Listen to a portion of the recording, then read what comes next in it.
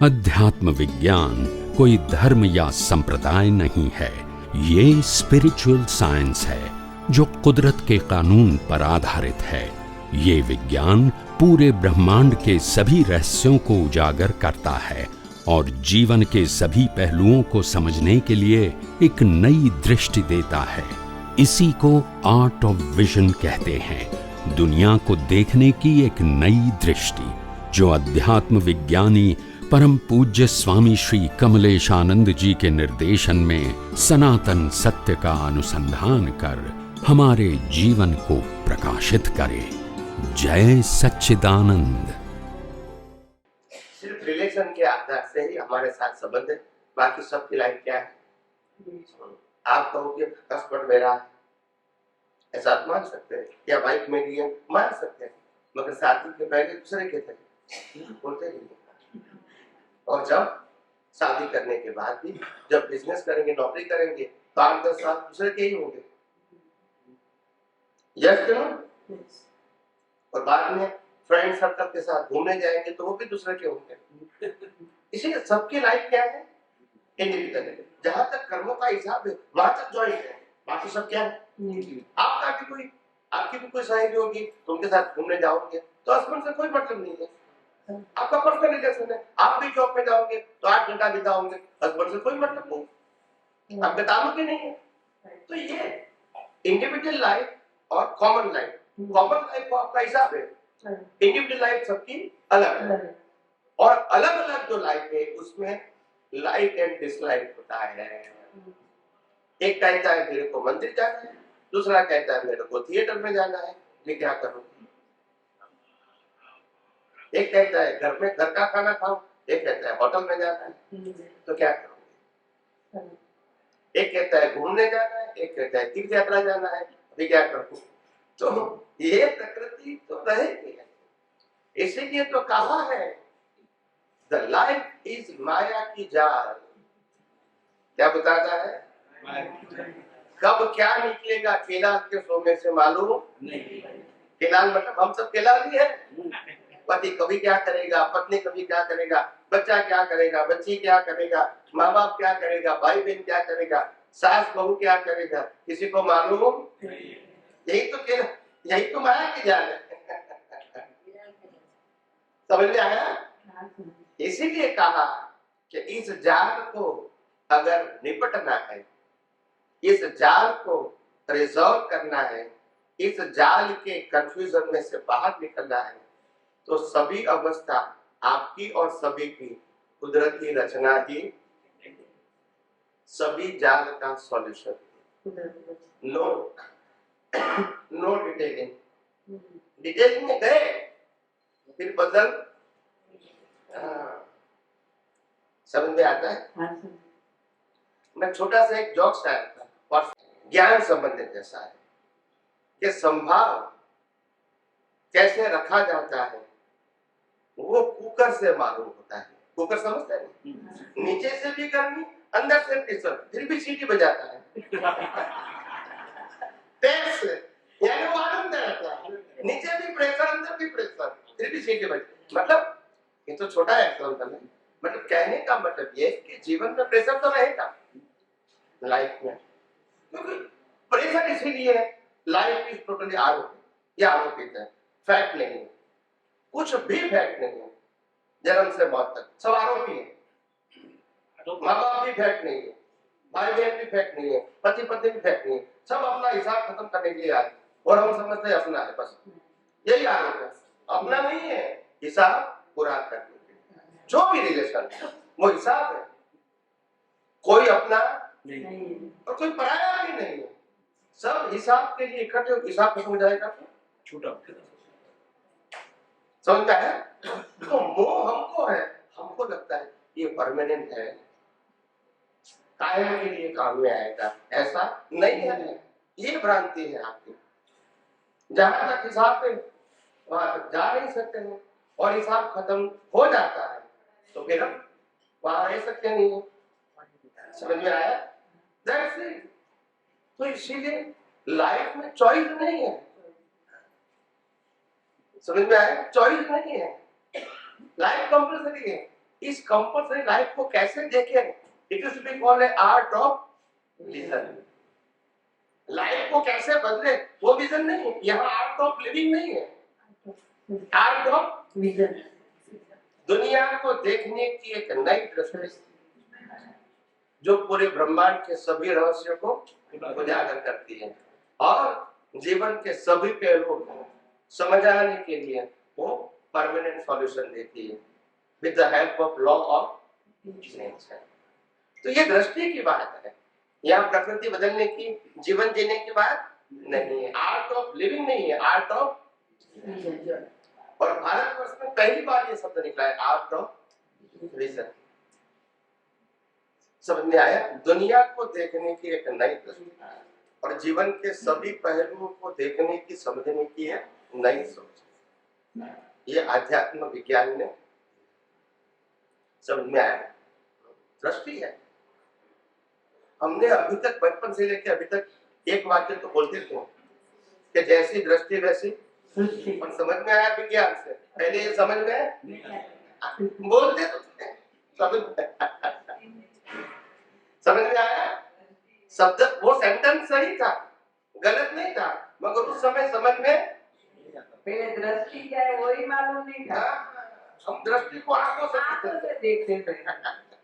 दृष्टि तो तुमने अभी खोल दी, તમે દ્રષ્ટિ ખોલી છે કે દ્રષ્ટિ અંદરની આંખ તમે બતાવી છે, અમને પહેલા ખબર નહોતી, જ્ઞાન લીધેલું હતું તોય ये तो केवल क्या કર્મ ચક્ષુથી અમને દેખાતું, પણ હવે દિવ્ય ચક્ષુથી દેખાય છે।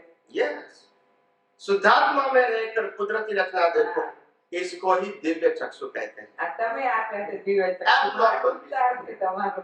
एबनॉर्मल विजन, दोनों ही सनातन सत्य।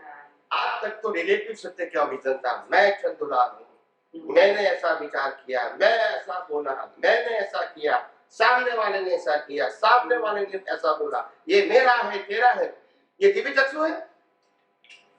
दिव्य चक्षु यह है, in all circumstance I am a pure soul with in all kind of infinite power and all other things, मेरे अलावा सब कुछ है वो कुदरती। दोनों सनातन, ज्ञान भी सनातन और दर्शन भी, तो उससे बढ़िया दिव्य चक्षु क्या हो सकता है? कुछ नहीं, इससे आगे कुछ है ही नहीं। तो दिव्य चक्षु चमत्कार थोड़ी है।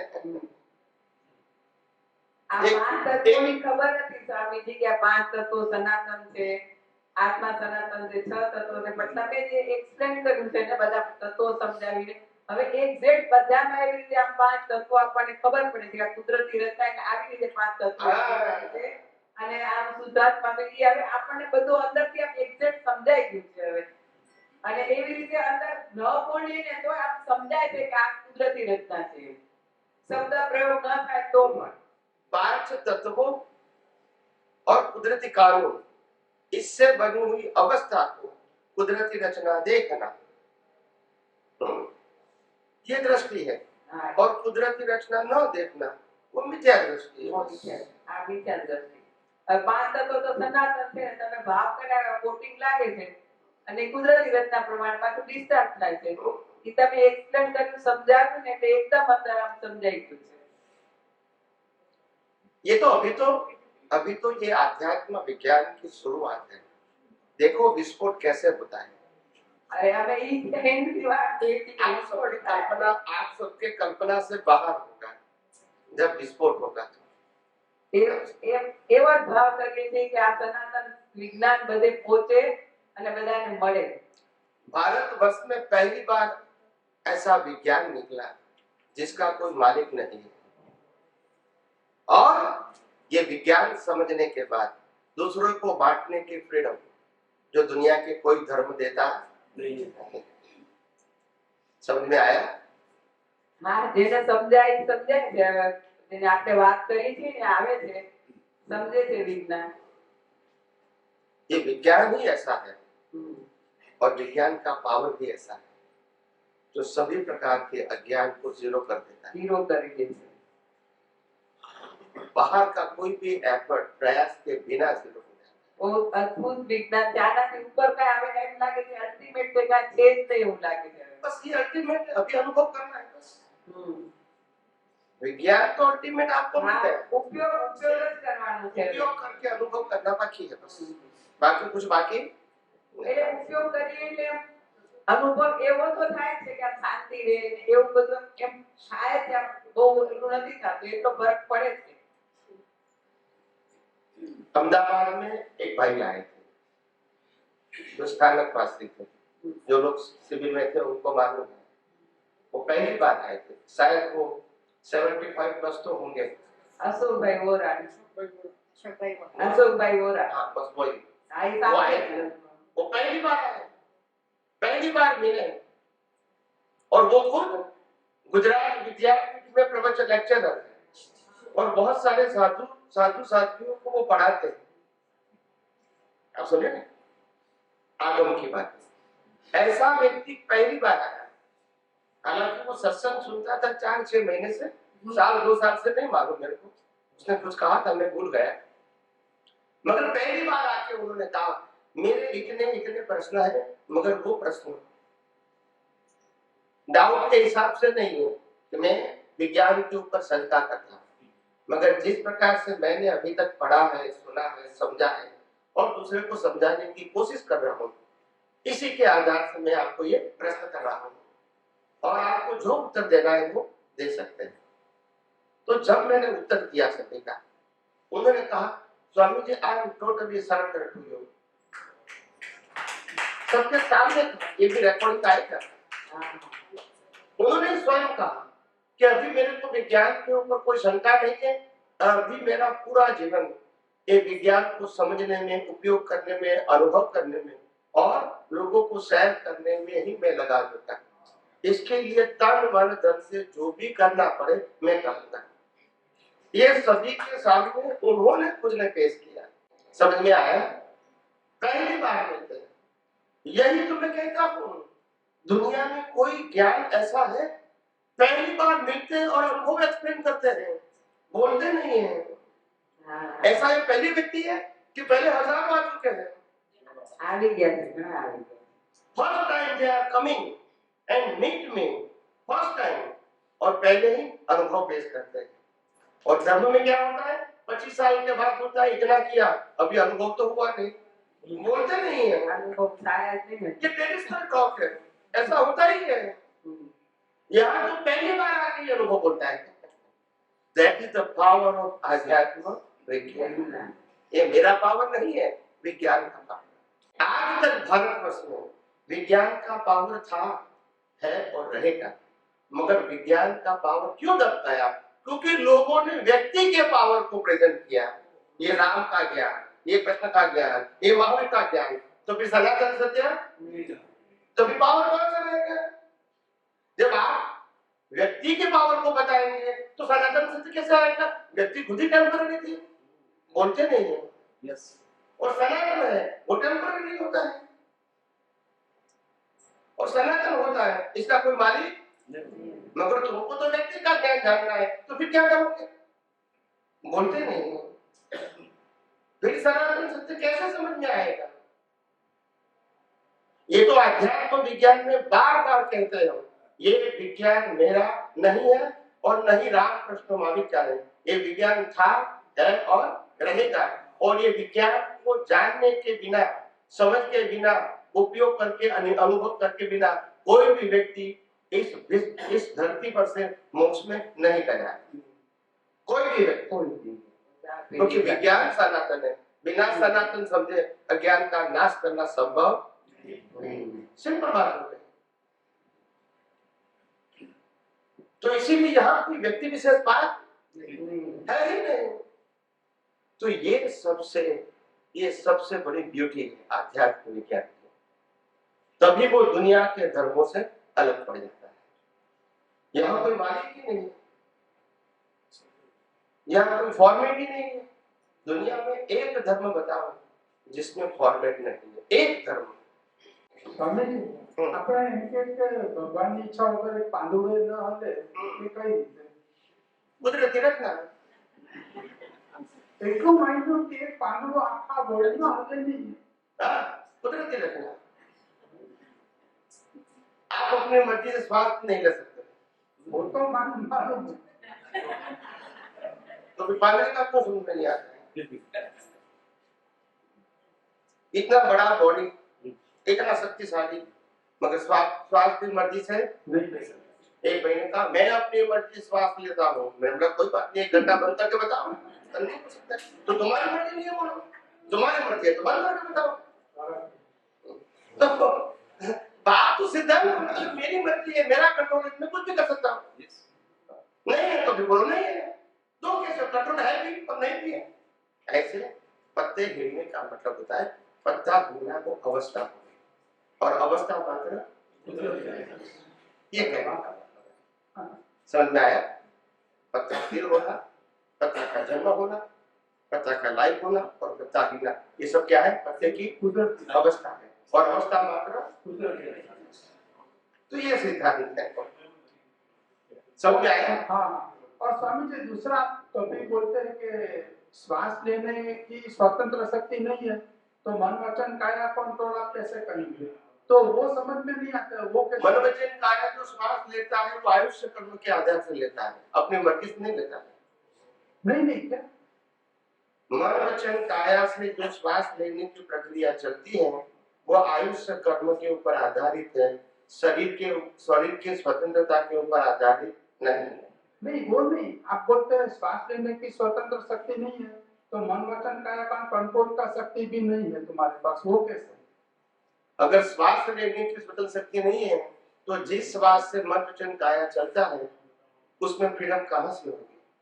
वो क्यों? वो नहीं ले सकते। क्योंकि बिना श्वास तो मन वचन काया कुछ नहीं कर सकते। कर सकते? नहीं ऐसा नहीं करते। तो उसमें फ्रीडम क्यों नहीं है? वो श्वास लेंगे फिर फ्रीडम उसमें क्यों नहीं?